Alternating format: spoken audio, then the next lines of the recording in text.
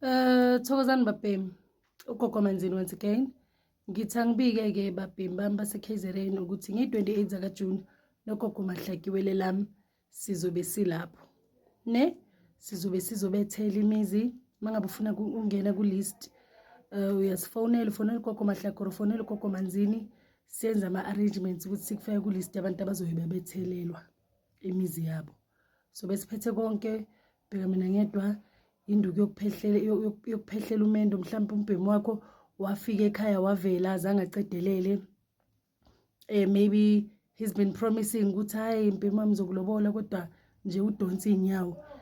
Induku eyokuphatha ube induna, umsebenzi wakhe emsebenzini ubonakale, ube recommended, bakuthanda belungu and stuff. So siphethe konke umbhemu wami, but ngicela ukuthi singacabani ngoba nina ngiyanazi.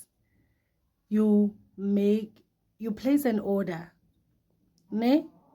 you place an order. Umbhemu makazofika athi hayi gogo mina ngicela isibambelelo, but ungaplaceanga i-order, makuphelile kuphelile umbhemu wami. So to be on the safer side ukuthi sisebenzisaneni kahle, rather place your orders.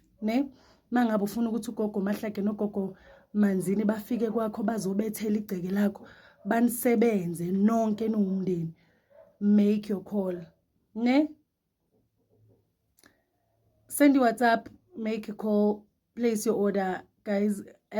Babhemi base-KZN, ugogo Manzini nogogo Mahlaki finally siyeza e-KZN ngi-28 zakaJuni. Thokozani.